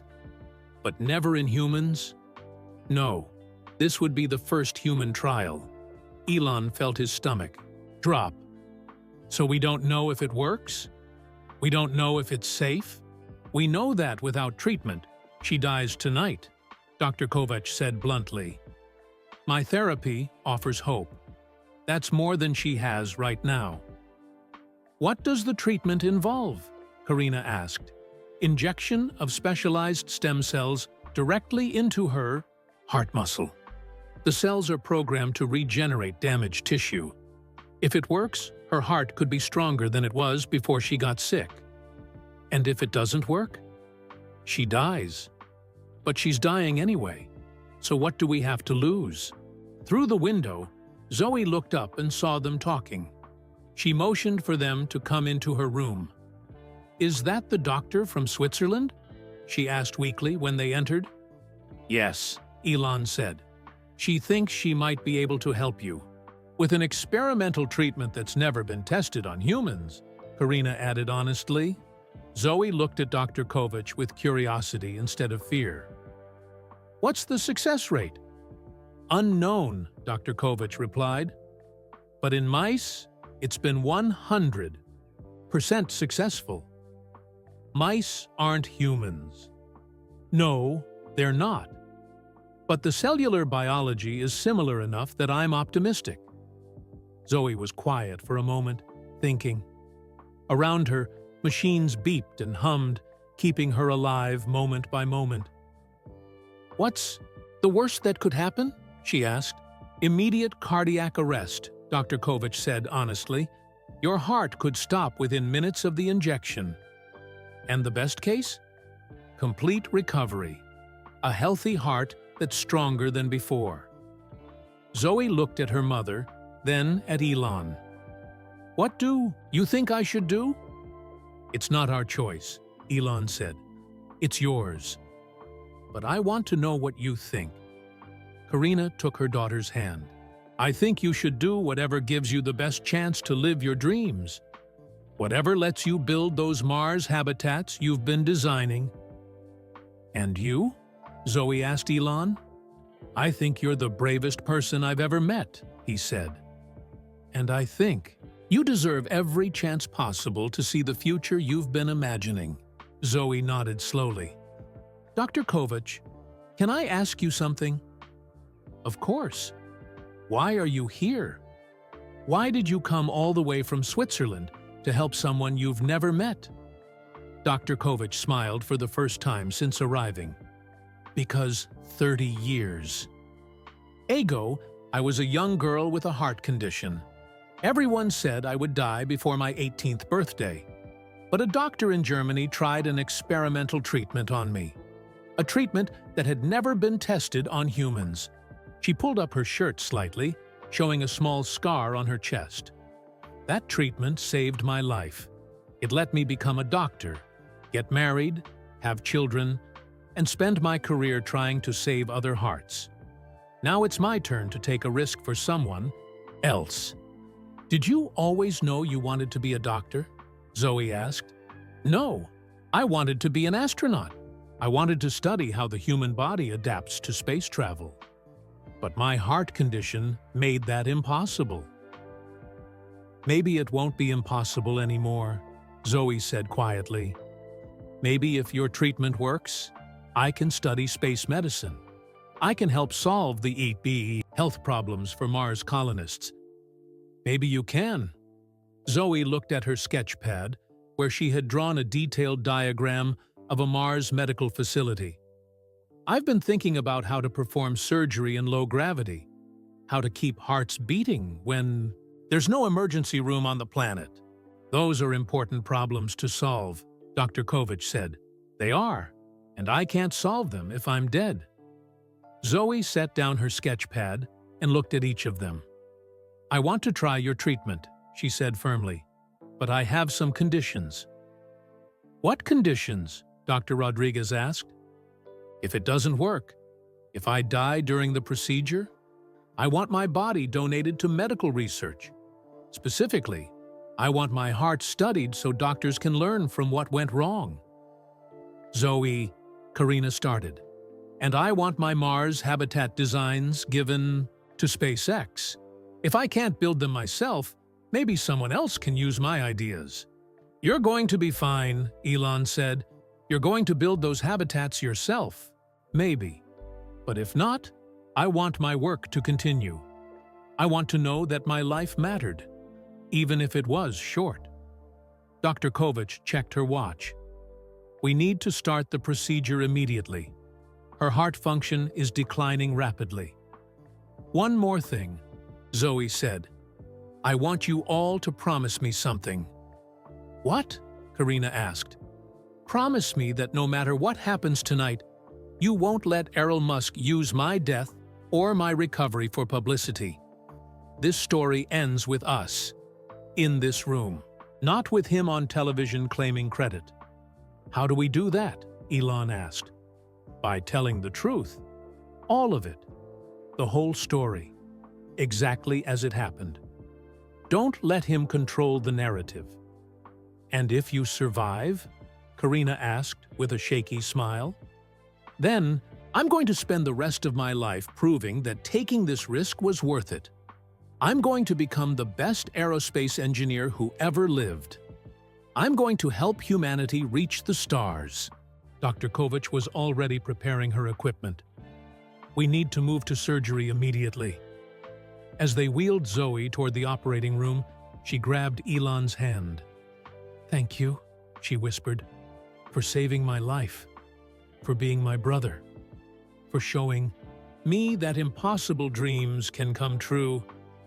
Thank you for being my sister, Elon replied, for reminding me what's really important. The surgery doors closed behind them. Elon and Karina were left alone in the waiting room, along with Justine, who had stayed for the entire ordeal. She's remarkable, Justine said. I can see why you'd do anything to save her. She's family, Elon said simply. Outside the hospital, windows, the media circus continued. But inside, in the quiet surgical suite, Dr. Elena Kovac was about to attempt something that had never been done before. She was about to try to give a dying girl's heart the chance to beat strong enough to carry her to the stars. At 12:47 a.m. on March 18, 2024, the injection was complete. Now all they could do was wait to see if Zoe Wessels would live to change the world, or if she would become the first casualty of humanity's boldest medical experiment. The heart monitor beeped once, twice. Then something extraordinary began to happen. Houston, Texas, March 18, 2024, 1:15 a.m. The heart monitor's rhythm was changing. Instead of the weak, irregular beats that had been failing for days, Zoe's heart began beating stronger, steadier. The numbers on the screen climbed from dangerous lows to normal ranges. It's working, Dr. Kovac whispered, staring at the monitors. In amazement. The cellular regeneration is actually working. In the waiting room, Elon and Karina heard the news through Dr. Rodriguez, who had been observing the surgery. Her heart function has improved by 30% in the last 20 minutes, he reported, hardly believing his own words. Whatever Dr. Kovac injected is repairing the damaged tissue at an incredible rate. Is she going to be okay? Karina asked, afraid to hope. It's too early to know for certain, but the initial response is beyond anything we could have predicted. For the first time in days, Elon allowed himself to breathe. His sister might actually survive. But as Zoe's condition improved, something else was happening that would change everything. During the long hours of surgery and recovery, Zoe had been talking to Dr. Kovac about more than just her heart condition. She had been revealing secrets that even her mother didn't know. When Zoe was finally awake and stable at 3 a.m., she asked to speak privately with Elon and Karina. Dr. Kovac stood nearby, looking uncomfortable about something. "How do you feel?" Karina asked, stroking her daughter's hair. "Different," Zoe said. "Stronger. Like my heart is actually working for the first time in years." She paused, looking serious. "But there's something I need to tell you both. Something I discovered while researching my medical condition." "What do you mean?" Elon asked. "I told you I found DNA test results that proved Errol was my father. But I didn't tell you everything I found." Karina felt a chill of fear. "What else was there?" "Medical records from when you were pregnant with me, Mom. Records I got from the EE hospital where I was born." "How did you get those?" "Those files are private. I convinced a nurse that I needed them for my current treatment. She helped me access the old records." Zoe's voice became very quiet. "I found something that changes everything we thought we knew about my heart condition." Dr. Kovac cleared her throat. "During our conversation in surgery, Zoe told me about some medications that were prescribed during her mother's pregnancy. Medications that shouldn't have been given to pregnant women." "What medications?" Karina asked, confused. Zoe pulled out her phone and showed them a photo she had taken of an EFE, old medical prescription. "Do you remember taking these pills when you were pregnant with me?" Karina looked at the prescription and went pale. "Errol gave me those. He said they were vitamins to help the baby grow healthy." "They weren't vitamins, Mom. They were experimental heart medications, drugs that were known to cause birth defects in developing babies." The room went completely silent except for the steady beeping of Zoe's now healthy heart monitor. "What are you saying?" Elon asked. "I'm saying that my heart condition wasn't genetic.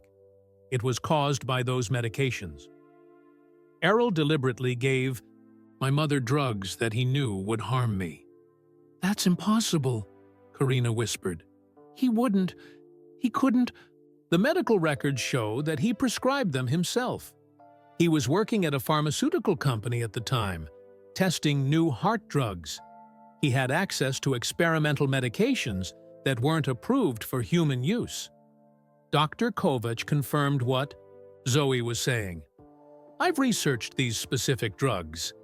They were known to cause exactly the type of heart defects that Zoe was born with. No doctor would ever prescribe them to pregnant women." "But why?" Karina asked, tears streaming down her face. "Why would he do that to his own child?" "Because he didn't want me to be born," Zoe said calmly. "When you refused to have an abortion, he found another way to get rid of me. He gave you medications that he hoped would either kill me before birth or make me so sick that I wouldn't survive long after birth." Elon felt a rage unlike anything he had ever experienced. His father hadn't just abandoned Zoe. He had actively tried to murder her before she was born. "Do you have proof of this?" he asked through gritted teeth. "Everything. Prescription records with his signature. Medical research showing the effects of these drugs on developing babies. Even correspondence between him and the pharmaceutical company about testing these drugs on volunteers." "Oh my God," Karina whispered. "He told me those pills would make you healthy. He said they would prevent birth defects. I trusted him completely." "It's not your fault, Mom. You were 18 and scared, and he was supposed to be a medical professional. You had no reason to." think he would try to hurt his own child. Dr. Kovac looked grim. What Elon Musk did wasn't just abandonment or emotional abuse. It was attempted murder, and the fact that Zoe survived and lived for 16 years with damaged heart is nothing short of miraculous. This explains everything, Elon said, pieces falling into place. Why he was so desperate to control your medical care. Why he showed up here trying to play the concerned father. He was terrified that doctors would discover what he had done. And why he tried so hard to discredit Mom's story about their relationship, Zoe added. If people started investigating their past, they might find the medical records. We have to report this to the police, Karina said. We have to make sure he can never hurt anyone else. I've already contacted authorities in South Africa, Zoe said. I sent them copies of all the evidence before my surgery. I wanted to make sure that if something happened to me, the truth would still come out. You did all this while you were dying? Elon asked in amazement. I had to. I couldn't let him get away with trying to kill me. And I couldn't let him hurt other women the way he hurt Mom. Dr. Rodriguez appeared in the doorway, looking excited. I have incredible news. Zoe's heart function is now at 90% of normal. Better than most people her age. The cellular regeneration therapy has completely repaired the damage. So, I'm going to live? Zoe asked. You're not just going to live. You're going to have a completely normal, healthy life. You can do anything you want. Become an engineer. Travel to space. Maybe even help colonize Mars someday. Zoe smiled, but there was sadness in her eyes too. I can do all those things because Dr. Kovac saved my life. But I almost didn't get the chance because the man who tried to kill me before I was born tried to control my medical care. What happens now? Karina asked. Now we tell the truth, Elon said firmly. All of it. We make sure the world knows what kind of man Elon Musk really is. The media is going to go crazy, Karina warned. Let them. Zoe was right yesterday when she said, we need to control our own narrative. We're going to tell this story ourselves, completely and honestly. What about your companies? Karina asked. What about your reputation? My reputation will survive. And if it doesn't, that's a price I'm willing to pay to protect my sister and make sure no one else gets hurt. Zoe reached for both their hands. There's one more thing. The evidence I found, it shows that I wasn't the only one.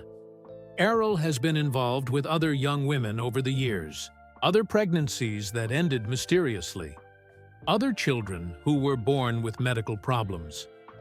How many others? Elon asked.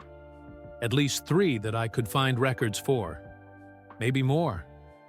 Those families deserve to know the truth too, Karina said. They do. And they deserve justice. As the sun rose over Houston on March 18, 2024, the Musk family faced a choice that would define their future. They could stay quiet, protect their privacy, and let Errol continue his pattern of abuse. Or they could expose the truth, face the media storm, and make sure that justice was finally served. For Zoe, who had spent 16 years living with the physical consequences of her grandfather's cruelty, the choice was easy. We tell everything, she said. We make sure the world knows that love and truth are stronger than lies and abuse. Even if it hurts us? Karina asked. Especially if it hurts us. Because that's how we break the cycle. That's how we make sure this never happens to anyone else. Outside the hospital, reporters were still waiting for updates on Zoe's condition. They had no idea that the story they thought they were covering, a billionaire helping a sick girl, was actually much bigger and much darker. They had no idea that they were about to witness one of the most shocking revelations in modern history. And they had no idea that a 16-year-old girl with a newly healed heart was about to change the world in ways that had nothing to do with rockets or space travel. She was about to change it with the truth. Houston, Texas, March 18, 2024, 2 p.m. The press conference was scheduled for 3 p.m. in the hospital's main auditorium. Word had spread that Elon Musk would make a major announcement about his family situation. Reporters from around the world packed into the room, expecting another chapter in what they thought was a romance story. They had no idea what was really coming. Zoe sat in a wheelchair next to the podium. Even though she could walk now, Dr. Kovaci had insisted she take it easy for a few more days while her heart fully adapted to its new strength. She wore a simple blue dress and held a folder containing all the evidence she had gathered. Elon stood behind the microphone, looking more serious than anyone had ever seen him. Karina sat nearby, nervous but determined. This was the moment they would either free themselves from decades of lies or destroy their lives trying. "Thank you all for coming," Elon began. 3 days ago, I received a phone call that changed my life. What started as a simple request for help has revealed truths that I never imagined. Today, my family and I are going to tell you the complete story. Not the story you think you know, but the real story. The story of attempted murder, family secrets, and a 16-year-old girl who refused to let evil win. The room went completely silent. This wasn't what anyone had expected. The young woman sitting next to me is Zoe Wessels. She is not my daughter, as many of you have speculated. She is my half-sister. And 3 days ago, she was dying because of a crime committed against her before she was even born. Cameras flashed frantically. Reporters started typing on their phones. The Iders Elon mystery hashtag exploded with new theories. Zoe's mother, Karina Wessels, was my girlfriend when we were teenagers in South Africa. When I left for Canada in 1989, my father, Elon Musk, seduced her. She was 18 years old. He was 42 and married. Elon's voice was steady, but everyone could hear the anger underneath. When Karina became pregnant, my father didn't want the responsibility of another child.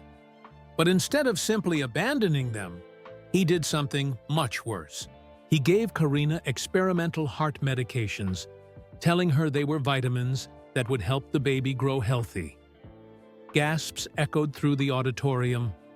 Those medications were known to cause severe birth defects in developing babies. My father deliberately poisoned his own unborn child, hoping to either kill her before birth or make her so sick that she wouldn't survive long after birth. "That's impossible," a reporter called out. "You can't prove something like that." Zoe rolled her wheelchair forward to the microphone. "Actually, I can." Her voice was clear and strong, carrying through the packed room. "For the past 6 months, I've been investigating my own medical history. I found prescription records with Elon Musk's signature.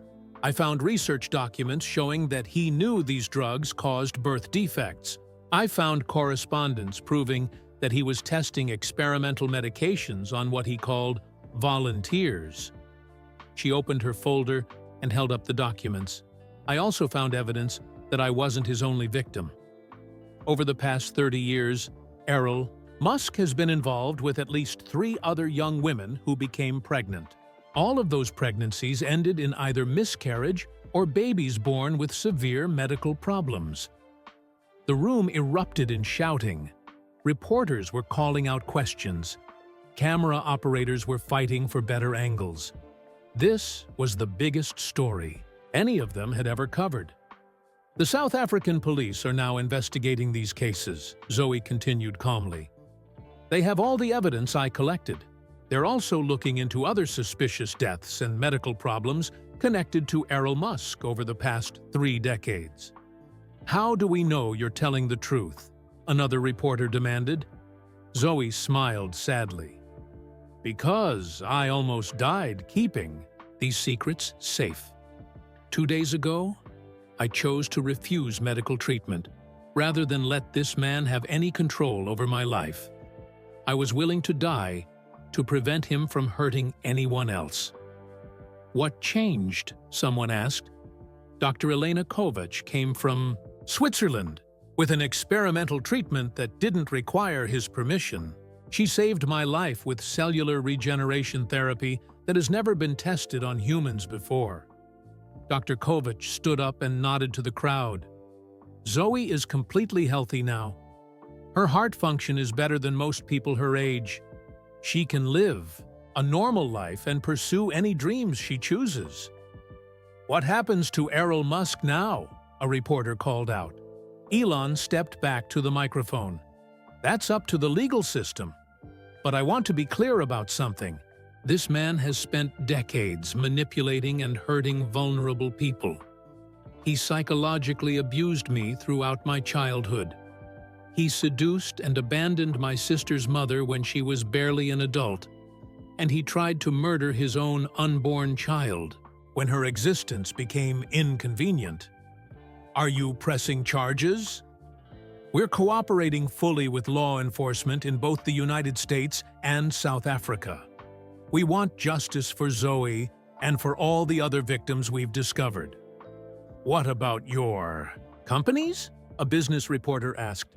How will this affect Tesla and SpaceX? My companies will be fine, Elon replied. They're built on innovation and hard work, not on hiding family secrets. If investors want to sell their stock because I exposed a predator, that's their choice. Zoe, a woman reporter called out. What do you want people to know about your story? Zoe wheeled closer to the microphone. I want people to know that truth is more powerful than lies, that love is stronger than hate, that sometimes the bravest thing you can do is refuse to let evil people control your life, even if it costs you everything. She paused, looking directly into the cameras. I also want young women to know that when older men try to manipulate them, it's not love. It's predatory behavior. And if something doesn't feel right, trust your instincts. Ask for help. Don't let anyone convince you that staying quiet is better than speaking up. What are your plans now? Another reporter asked. I'm going to become an aerospace engineer, Zoe said with a bright smile. I'm going to help design the life support systems for Mars colonies. And I'm going to prove that surviving evil just makes you stronger and more determined to do good in the world. Will you be working for SpaceX? Elon stepped forward. Actually, I have an announcement about that. SpaceX is creating a new internship program called the Zoe Wessels Fellowship for Young Engineers who show exceptional promise in space life support systems. Zoe will be our first fellow, and she'll help design the program for future candidates. Chuck Tussie. Room exploded with more questions, but Elon held up his hand for silence. We're not taking any more questions today. We wanted to tell you the truth, because lies have caused enough damage to enough people. Now we're going to focus on healing, on justice, and on building a better future. As they prepared to leave the podium, Zoe asked for the microphone one last time. There's one more thing, she said. To everyone who has been following this story, who has been worried about me, who has been sending messages of support, thank you. Your kindness helped save my life. And to anyone out there who is being hurt by someone they trust, please remember that you are not alone. There are people who will believe you. There are people who will help you. Don't give up. When the press conference ended, the story went global within minutes. Zoe Strong became more than just a hashtag. It became a movement. Survivors of abuse shared their stories. Young women spoke up about older men who had manipulated them. Families came forward with their own experiences of medical abuse. Within 48 hours, South African authorities announced they had arrested Elon Musk on charges of attempted murder, medical malpractice, and child endangerment. Similar charges were being prepared in other countries where he had lived and worked. A week later, Zoe was released from the hospital completely healthy. Her first stop was SpaceX headquarters in California, where she began working on advanced life support systems for Mars missions. 6 months later, Elon announced that the first Mars habitat would incorporate design principles developed by his sister. The facility would be called the Zoe Wessels Life Sciences Center, dedicated to keeping humans healthy and safe on humanity's new frontier. 1 year later, Zoe gave the graduation speech at MIT, where she had been accepted with a full scholarship. Her words that day became famous around the world. They tried to kill me before I was born. They failed. They tried to silence me when I found the truth. They failed. They tried to stop me from pursuing my dreams. They failed. Because truth is more powerful than lies. Love is stronger than hate. And the future belongs to those who refuse to give up. As she spoke those words, Elon sat in the audience next to Karina, both of them crying with pride. They had kept their promise to tell the truth, no matter what it cost them. They had chosen love over fear, justice over silence, hope over despair. The favor that Karina had asked for after 25 years had sparked global controversy, just as the title promised. But it had also sparked something more important, a movement of truth-telling that would protect countless other victims and ensure that predators could no longer hide behind lies and manipulation. Zoe's heart had been healed by experimental medicine, but her family's heart had been healed by something even more powerful: the courage to tell the truth and the determination to build a future where love always wins over evil. Years later, when humans finally walked on Mars, they would do so protected by life support systems designed by a woman who had refused to let her attempted murder define her future. A woman who had chosen to reach for the stars instead of surrender to darkness.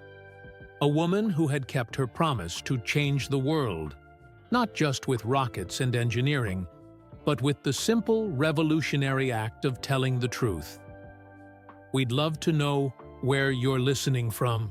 Drop a comment below and let us know what city or country you're in.